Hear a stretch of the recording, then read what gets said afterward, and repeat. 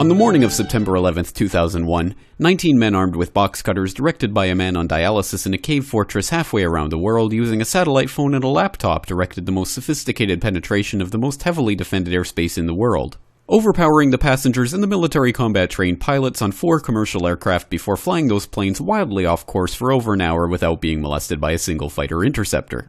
These 19 hijackers, devout religious fundamentalists who like to drink alcohol, snort cocaine, and live with pink-haired strippers, managed to knock down 3 buildings with 2 planes in New York. While in Washington, a pilot who couldn't handle a single-engine Cessna was able to fly a 757 in an 8,000-foot descending 270-degree corkscrew turn to come exactly level with the ground, hitting the Pentagon in the budget analyst office where DoD staffers were working on the mystery of the $2.3 trillion that Defense Secretary Donald Rumsfeld had announced missing from the Pentagon's coffers in a press conference the day before, on September 10th, 2001. Luckily, the news anchors knew who did it within minutes. Osama bin Laden. The pundits knew within hours. Osama bin Laden. The administration knew within the day. Terrorists who committed these acts and those who harbored them. And the evidence literally fell into the FBI's lap. That a hijacker's passport was found blocks from the World Trade Center crash site, if you can believe that. But for some reason, a bunch of crazy conspiracy theorists demanded an investigation into the greatest attack on American soil in history. That investigation was delayed, underfunded, set up to fail, a conflict of interest, and a cover-up from start to finish. It was based on testimony extracted through torture, the records of which were destroyed. It failed to mention the existence of WTC-7, Able Danger, P-TECH, Sibel Edmonds, OBL and the CIA, and the drills of hijacked aircraft being flown into buildings that were being simulated at the precise same time that those events were actually happening. It was lied to by the Pentagon, the CIA, the Bush administration, and as for Bush and Cheney, well, no one knows what they told it because they testified in secret, off the record, not under oath, and behind closed doors.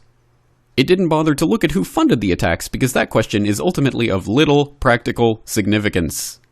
Still, the 9/11 Commission did brilliantly answering all of the questions the public had, except most of the victims' family members' questions, and pinned blame on all the people responsible, although no one so much as lost their job, determining the attacks were failure of imagination. Because Nobody in our government, at least, and I don't think the prior government that could envision flying airplanes into buildings. Except the Pentagon, FEMA, NORAD, and the NRO. The DIA destroyed 2.5 terabytes of data on Able Danger, but that's okay because it probably wasn't important. The SEC destroyed their records on the investigation into the insider trading before the attacks, but that's okay because destroying the records of the largest investigation in SEC history is just part of routine record keeping. NIST has classified the data that they used for their model of WTC-7's collapse, but that's okay because knowing how they made their model of the collapse would jeopardize public safety. The FBI has argued that all material related to their investigation of 9/11 should be kept secret from the public, but that's okay because the FBI probably has nothing to hide.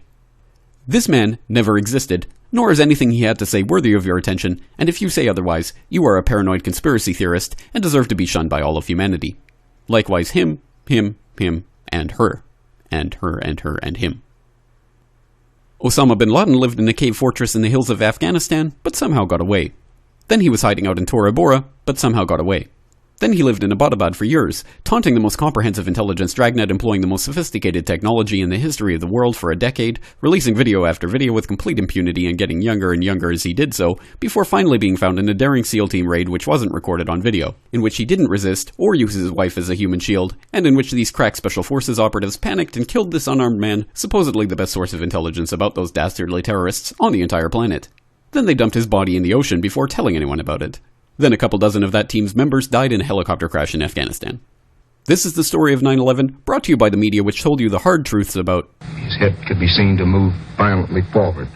And they took the babies out of the incubators. And mobile production facilities. And the rescue of Jessica Lynch. If you have any questions about this story, you are a batshit paranoid tinfoil dog-abusing baby hater and will be reviled by everyone. If you love your country and or freedom, happiness, rainbows, rock and roll, puppy dogs, apple pie, and your grandma, you will never ever express doubts about any part of this story to anyone. Ever.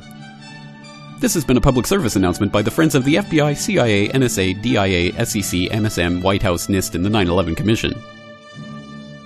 Because ignorance is strength.